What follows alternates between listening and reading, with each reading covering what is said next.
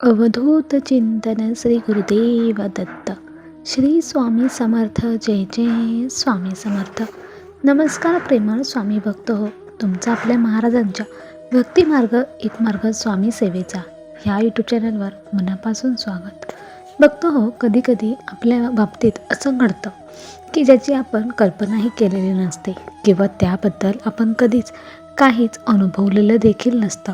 मात्र त्यावर आपण आपलं असं काही मत बनवतो जसं की आपण त्याबद्दल सर्व काही जाणतो किंवा पुढे जे काही घडणार आहे ते आपल्याला अक्षरशः खरंच माहीत आहे असे आपण त्याबद्दल अगदी रिॲक्ट होत असतो.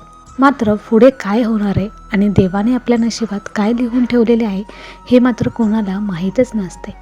अगदी शेवटच्या क्षणीसुद्धा चमत्कार हा घडू शकतो. फक्त स्वामींवरती विश्वास ठेवायला हवा. भक्तांनो, ह्या ताईंचा अनुभव देखील असाच आहे. यांच्या बाबतीत जे काही घडत होतं त्यामध्ये त्यांनी अगदी असं रिॲक्ट केलं होतं जसं की पुढे काहीच चांगलं घडू शकणार नाही. स्वामी आहेत की नाहीत असा देखील प्रश्न त्यांना पडलेला होता. मात्र त्या स्वामींच्या सेवेतच नव्हत्या. मग त्यांना असा प्रश्न का पडला असेल आणि त्या स्वामींच्या सेवेत कशा रुजू झाल्या आणि ह्या ताईंसोबत नेमकं काय घडलं हे आपण आजच्या अनुभवामध्ये पाहणार आहोत. चला तर मग ताईंच्या ह्या सुंदर अनुभवाला ताईंच्या शब्दात सुरुवात करूयात. तत्पूर्वी तुम्ही जर आपल्या भक्तिमार्ग एक मार्ग स्वामी सेवेचा ह्या यूट्यूब चॅनलवर नवीन असाल तर आत्ताच सबस्क्राईब करून स्वामी भक्तांना जॉईन व्हा. स्वामी भक्तांना स्वामी भक्त जोडूया आणि प्रत्येक कुटुंब स्वामीमय करूया. श्री स्वामी समर्थ. जय जय स्वामी समर्थ. भक्तांनो, तुम्हाला पण जर स्वामी सेवेमध्ये काही अनुभव आले असतील आणि ते तुम्हाला इतर भक्तांपर्यंत पोहोचवायचे असतील तर त्या तुम्ही आम्हाला सेंड करू शकता. आम्ही ते इतर स्वामी भक्तांपर्यंत नक्कीच पोहोचवू. श्री स्वामी समर्थ.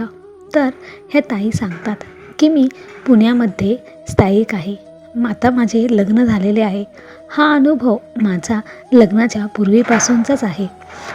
मी माहेरी मला 2 मोठ्या बहिणी आणि आम्ही तिघीच होतो. आई वडील अगदी मोलमजुरी करून राहत होते. आमचं कुटुंब तसं साधंच होतं. परिस्थिती देखील तशी हालाखीचीच होती. माझ्या दोन्ही ताईंची लग्न ही झालेली होती. त्या दोघी अगदी त्यांच्या सासरी सुखात होत्या. आता मी एकटीच राहिली होती. आता आईवडिलांना फक्त माझ्याच लग्नाची काळजी होती आणि मी एकटी असल्यामुळे त्यांनी माझं शिक्षण देखील पूर्ण होऊ दिलं. आता काही गडबड नाही असे म्हणत माझे शिक्षण अगदी पूर्ण झाले. माझं ग्रॅज्युएशन पूर्ण झालं आणि आता माझ्या लग्नाची चर्चा होऊ लागली. आता लग्नासाठी मला स्थळं पाहण्यात येऊ लागली. अगदी आई वडिलांची फारशी काही अपेक्षा नव्हती.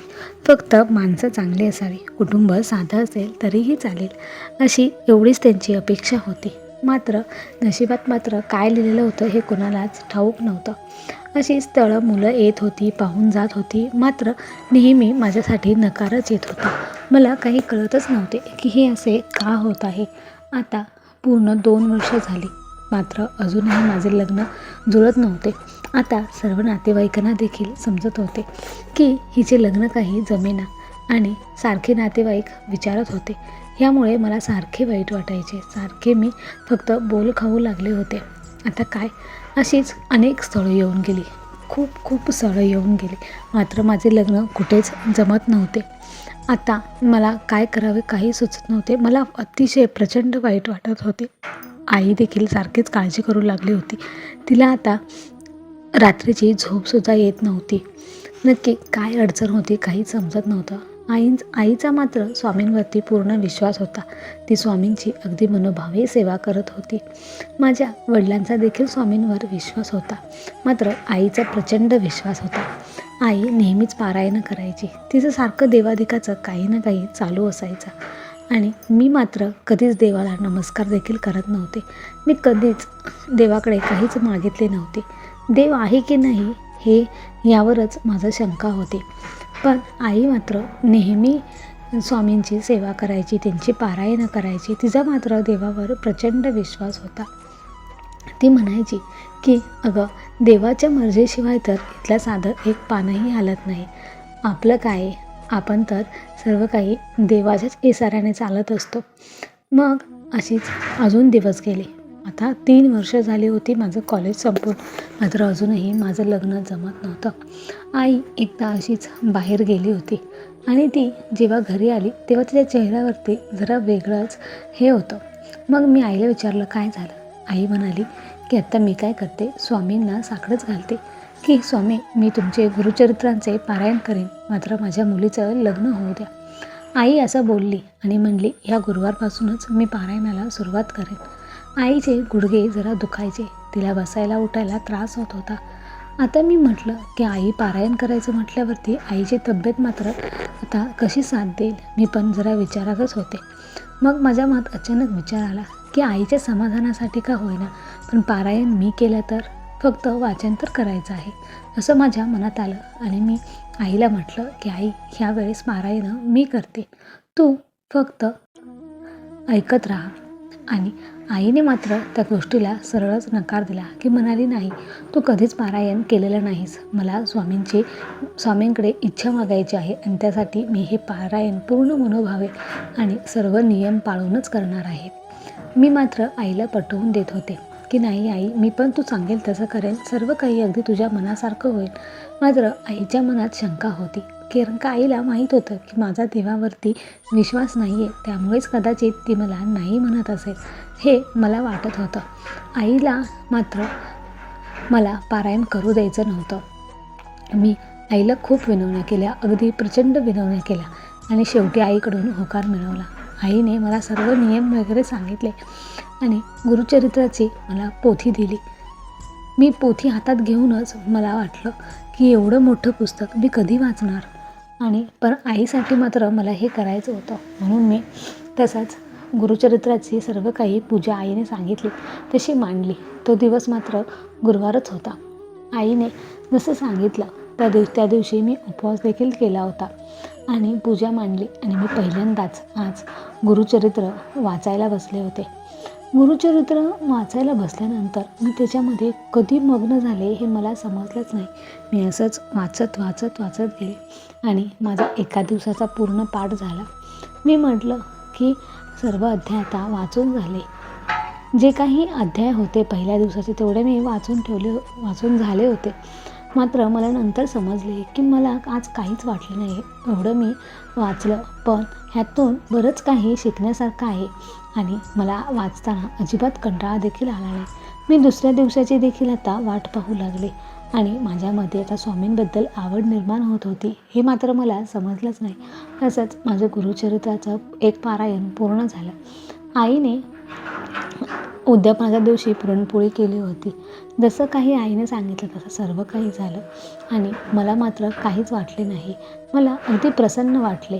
मनाविरुद्ध काही घडलं असं वाटलं नाही आणि ते वाचत असतानाच मला स्वामींबद्दल ओढ निर्माण झाली. असेच पुन्हा 15-20 दिवस गेले आणि मी आईला म्हटलं की आई, आपण पुन्हा एकदा गुरुचरित्र पारायण करायचं का? तर आई म्हणाली, ठीक आहे. म्हणून मी पुन्हा एकदा गुरुचरित्राचं पारायण लावलं. असंच मी 3 पारायणं पूर्ण केली. गुरुचरित्राचे 3 पारायणं झाल्यानंतर मी आईला म्हटलं की आई, स्वामींची अजून कोणती सेवा करायची असते? आईने मला ज्या काही सेवा सांगितल्या त्या सर्व सेवा मी करू लागले. अगदी आवडीने मनोभावे मी स्वामींच्या सेवा करू लागले आणि स्वामींच्या सेवेत मी कधी आले हे मला समजलं नाही. परंतु जेव्हापासून मी स्वामी सेवेत आले ना, तेव्हापासून माझ्या मनाला एक वेगळ्याच प्रकारचं समाधान मिळालं. मी नेहमी प्रसन्न असायचे. असं वाटायचं की स्वामी नेहमी माझ्यासोबत आहेत आणि मला आता कुठल्याच गोष्टीची काळजी वाटत नव्हती. मी सर्व काही स्वामींवर सोडवलं होतं. आणि त्या दिवशी अचानक माझ्या बाबांना एक फोन आला. फोनवरती माझे एक लांबचे काका होते. त्या काकांनी सांगितलं की गेल्या वेळेस जे स्थळ मुलीला पाहायला आलं होतं ते पुन्हा एकदा पाहायला यासाठी म्हणत आहेत. तर माझ्या वडिलांनी हो म्हणून सांगितलं आणि ते पाहुणे रविवारी येणार होते. मी स्वामींची सेवा वगैरे केली आणि दुपारी ते पाहुणे येणार होते. ते पाहुणे आले. ते मुलगा पाहिल्यावरती मला समजलंच होतं की हे पाहुणे गेल्या वेळेस मला बघून गेले होते, मात्र त्यांनी नकार कळवला होता.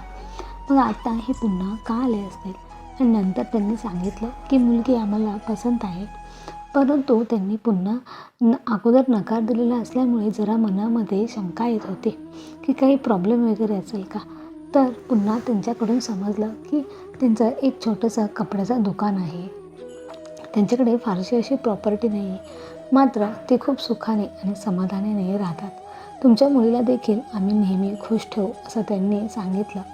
आता मुलीचं जास्त दिवस लग्न ठरत नव्हतं आणि ह्या विचारातच माझ्या आईवडिलांना काय करावं काही समजत नव्हतं. एक स्थळ चालून आलं आहे, परंतु त्यांनी अगोदर नकार दिला होता. मग आत्ता ते पुन्हा आलेत ह्यामुळे जरा मनात शंका येत होती. मात्र आईचा स्वामींवरती विश्वास असल्यामुळे आईने स्पष्टच हो म्हणून सांगितलं. कारण आई म्हणत होती की स्वामीच जे काही करतील ते आपल्या योग्यतेचं असणार आणि जे काही घडतं आहे ते चांगल्यासाठीच घडतं आहे असं म्हणून पुढे चालायचं असतं. नेहमी सकारात्मक विचार करायचा. असं म्हणून माझं लग्न तिथे जमलं. अतिशय धूमधडाक्यात नाही, पण अगदी व्यवस्थित आणि छान पद्धतीने माझं लग्न पार पडलं. त्यांनी अगोदरच सांगितलं होतं की त्यांचं कपड्याचं दुकान हे छोटंसंच आहे, फार मोठं नाही आणि परिस्थिती देखील बऱ्यापैकी आहे, फार श्रीमंताची पण नव्हती. मात्र आम्ही तुमच्या मुलीला खुश ठेवू आणि अगदी तसंच घडलं. माझ्या सासरची माणसं खूप खूप खूप मनाने चांगली होती, अगदी प्रेमळ आणि खुल्या विचारांची होती. मला तिथे गेल्यानंतर काहीच अडचणी निर्माण झाल्या नाहीत. मात्र मी तिथे गेल्यानंतर दररोज स्वामींची सेवा करू लागले होते. आता स्वामींशिवाय मला अजिबात करमत नव्हतं. आता मिस्टरांचं जे छोटंसं कपड्याचं दुकान होतं त्याच्यामध्ये फारशी गर्दी नसायची. दुकान छोटं असल्यामुळे गिऱ्हाईकं फारशी येत नव्हती. कारण शेवटी मोठं दुकान आणि त्याबाहेर ज्या झगमगाटीच्या असतात वस्तू त्यावरती सर्व काही डिपेंड असतं. कारण लोक त्या बाहेरच्याच सगळं काही पाहून दुकानात प्रवेश करत असतात. आमचं छोटंसं दुकान असल्यामुळे फारसं काही गिऱ्हाईकं येत नव्हती. मात्र आता मी जेव्हापासून सासरी आले होते आणि तिथे स्वामींची सेवा सुरू केली होती तेव्हापासून आमच्या दुकानात गर्दी वाढत चालली होती. आता गिऱ्हाईकं देखील जास्त येत होती आणि माझ्या मिस्टरांचा फायदा होत होता. हळूहळू दुकानाचं रूपांतर एका चांगल्या मोठ्या दुकानात झालं होतं. आत्ता आमचे जास्त गिऱ्हाईक वाढले होते आणि मिस्टरांना होणारा फायदा देखील वाढला होता. मिस्टर आणि सासू सासरे माझे दोन्ही सारखे म्हणत होते की जेव्हापासून लग्न झाले आहे तेव्हापासून घरामध्ये सर्व काही चांगले घडत आहे. अशातच आमच्या दुकानाचं चांगलं दुकान मोठं झालं आणि आम्ही 4 व्हीलर घेतली, दागिने केले आणि एका ठिकाणी 4 गुंठ जागा देखील विकत घेतली. हे सर्व काही स्वामींच्याच कृपेने झालं होतं. जिथे लग्न जमत नव्हतं तिथे चांगल्या ठिकाणी माझं लग्न जमलं आणि पुढे देखील माझं सर्व काही व्यवस्थित आणि अगदी छान चालू आहे. स्वामींच्या कृपेने मला आयुष्यात सर्व काही भेटले आहे. मी स्वामींची खूप खूप ऋणी आहे आणि आयुष्यभर मी स्वामींची अशीच सेवा करत राहणार. श्री स्वामी समर्थ. जय जय स्वामी समर्थ. तर भक्तांनो, हे ताईंचा अनुभव अतिशय सुंदर असा होता. भक्तांनो, तुम्ही पण कमेंटमध्ये श्री स्वामी समर्थ जरूर टाईप करा आणि व्हिडिओला लाईक करा. आणि जर चॅनलवर नवीन असाल तर आत्ताच सबस्क्राईब करून स्वामी भक्तांना जॉईन व्हा. स्वामी भक्तांना स्वामी भक्त जोडूया आणि प्रत्येक कुटुंब स्वामीमय करूया. श्री स्वामी समर्थ. जय जय स्वामी समर्थ. धन्यवाद.